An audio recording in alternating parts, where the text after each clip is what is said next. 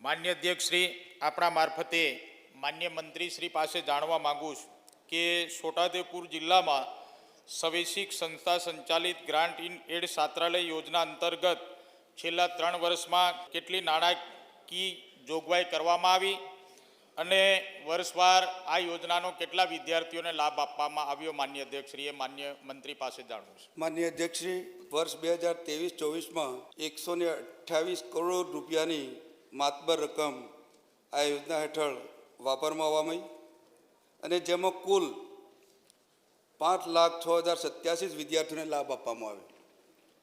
2024-25માં ઉક્ત યોજના હેઠળ 165.45 કરોડની જોગવાઈ કરવામાં આવી અને ટોટલ 47,555 વિદ્યાર્થીઓને લાભ આપવામાં આવ્યો.